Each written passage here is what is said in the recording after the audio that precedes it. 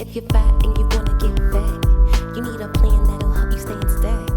If you're fat and you wanna get fat, you need a plan that'll help you stay in stack. We'll call it FatGirlFitnessPlan.com, FatGirlFitnessPlan.com, FatGirlFitnessPlan.com, FatGirlFitnessPlan.com. If you're fat and you wanna get fat, you need a plan that'll help you stay.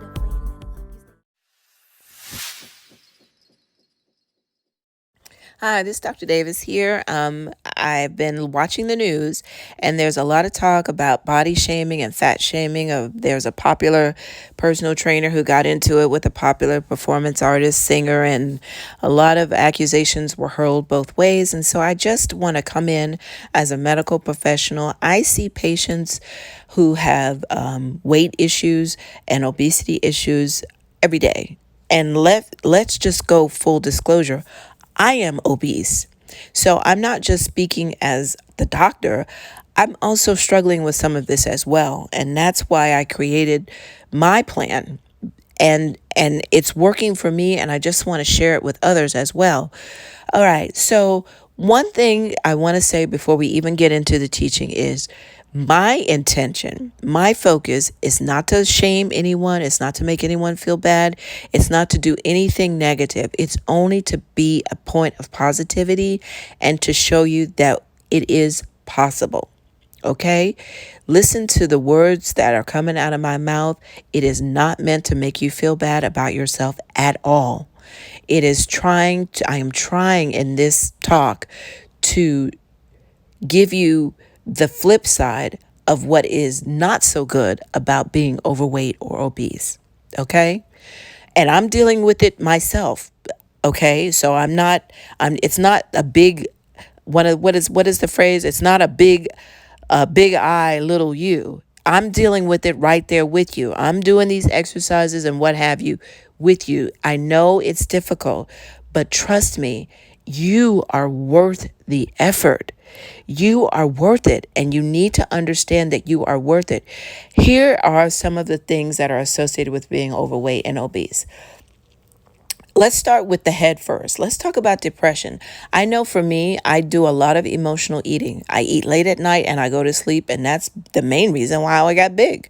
And now I'm changing that. So now I have different structures in place so that at night I don't go to the high fat foods and the high caloric foods and then go to bed.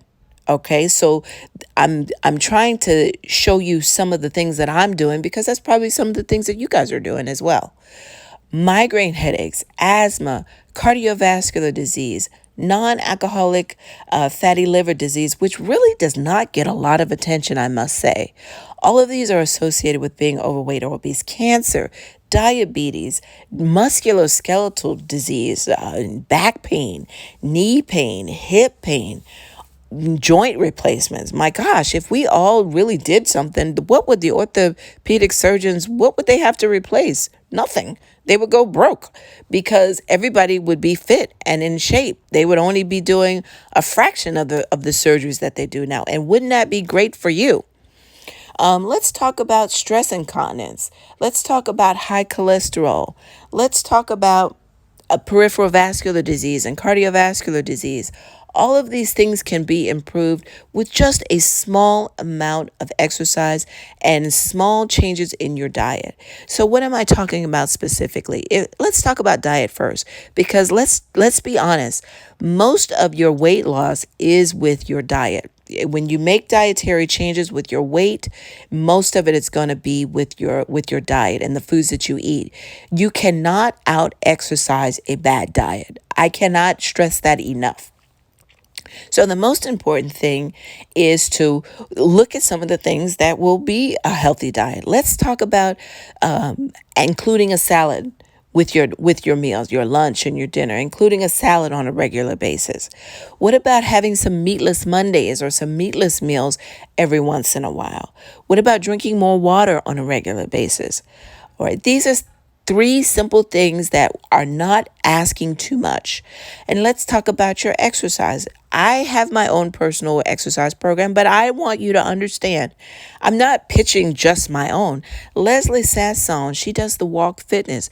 That's a wonderful program. And it's a beginner workout, and it's low impact and low intensity. There's some other programs on YouTube, Pop Fitness, also Fitness Blender. Those also are some wonderful exercises with good modifications that will allow you to start moving, and it's not so advanced. The exercises are not so advanced that you feel like you just can't do the whole workout.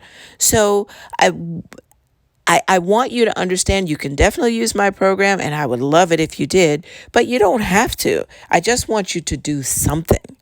Now, I'm getting off my soapbox, but I didn't want to let this moment pass because there's so much talk going on about what the trainer said and how some people are feeling that she was going out of her way to make someone feel bad about themselves. You don't want to get so caught up in your feelings that you become in denial. Believe me, I've taken care of patients who have had strokes, and believe me, I know if they could go back in time knowing what they were going to be faced with, it's not above them. They wouldn't feel that it's asking too much to do a sit-up or a push-up or to eat a salad. Because if they know how their life is going to be impacted by not doing these things, believe me, if they had the chance to do it over again, I bet you 10 out of 10 would feel like it's worth it for me to take these small steps. And because I see that on a regular, that is motivating me to make those steps. And because I understand how important it is, I want to share that with you. This is only coming from a place of love, because without your health, what can you do? No matter what you have, what personal kind of accumulation of wealth and personal effects, what can you do if you don't have your wealth, if you don't have your health, I mean? What's possible without your health? Not much. So I give you that in love. Take it and receive it in love, and I will see you next time. Thank you so much.